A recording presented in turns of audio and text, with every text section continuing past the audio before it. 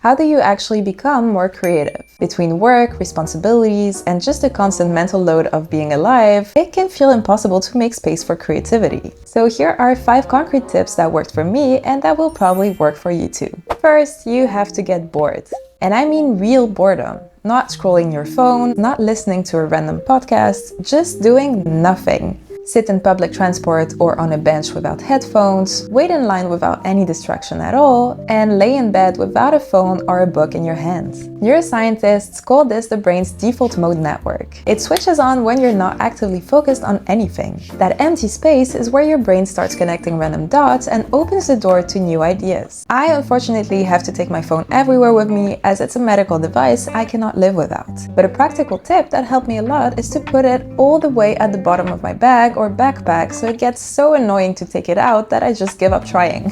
I also realized that boredom makes me notice way more. The way light reflects on certain objects, how water sparkles, or even tiny smells in the streets. When you're always busy with your phone, you just don't catch these details. And noticing details is what creativity feeds on. It's kind of like giving your brain more textures to play with.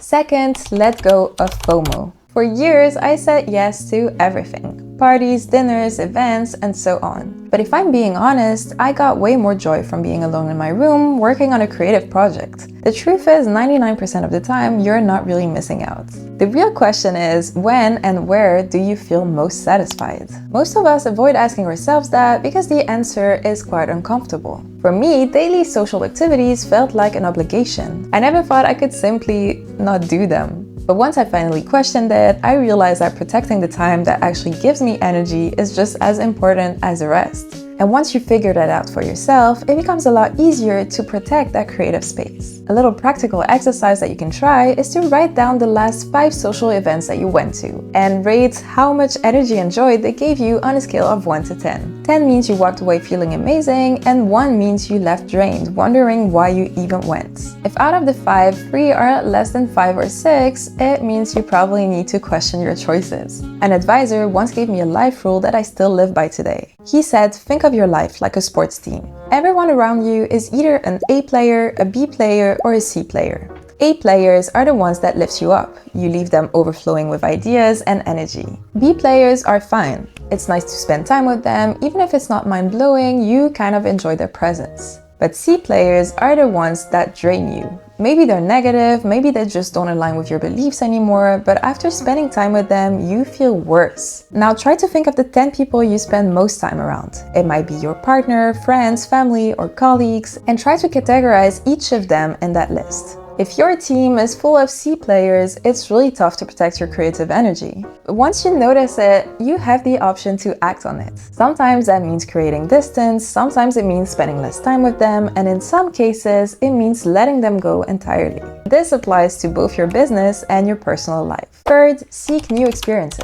I don't mean you have to sell everything and travel the world. I'm talking about small, intentional shifts. You can walk a different street to work, order something you've never tried at your favorite restaurant. You can also learn a new word from a new language, or brush your teeth after your shower instead of before. All these tiny changes spark new inputs for your brain, and new inputs lead to new ideas. Of course, they can feel uncomfortable, especially when you've built a very settled comfort zone. But leaning into that discomfort is what makes it so worth it. My life is a bit of an extreme case. I thrive with almost zero routine. As a digital nomad, I move around a lot, so every day feels like a lottery ticket. I never really know what I'll eat, where I'll end up, or who I'll meet. But I think I love this lifestyle because I grew up in a remote place with no public transport and no freedom to move around. Later, I felt stuck with my medical conditions and all the restrictions that came with them. So now that I've found a way around those limitations, I want to enjoy the openness of new experiences to the maximum. One rule I keep for myself is quite simple. I try not to go more than a week without doing something that I've never done before. And it doesn't have to be big. Sometimes it's as small as trying a dish I've never tasted before, learning a new word, walking down a street I've never explored, or picking up a book on a topic I know nothing about.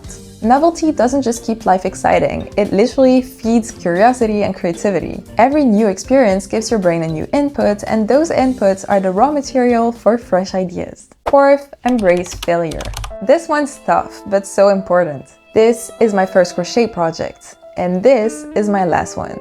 This is my first clay project, and this is my last one. This is my first embroidery project, and this is my last one. Most of us avoid trying new things because we're scared we'll be bad at them. But being bad is literally the only way to ever get good. When I started making my beaded fish, I probably had 30 failed attempts before I landed on one that looked symmetrical and nice. But every ugly version taught me something that I now use in each of my beaded creation. Failure isn't proof you're not creative, it's proof that you're in the process of being more creative and acquiring new skills. And last but not least, write things down. Ideas are slippery. They sneak in randomly, in the shower, on a walk, or when you're half asleep. If you don't catch them, most often they just go away. So always keep a notebook with you, or just use your notes app on your phone to keep track. Writing your ideas down not only saves them, but it also tells your brain, hey, that actually is important. Writing them also helps you remember them much better. And over time, you'll notice that the ideas start multiplying. I personally throw my thoughts straight into my phone's reminders app and I organize them later. One of the best ways this has helped me is also with gift ideas. Whenever I'm with a loved one and they mention something they'd like, or if I suddenly think of the perfect gift for them, I write it down right away.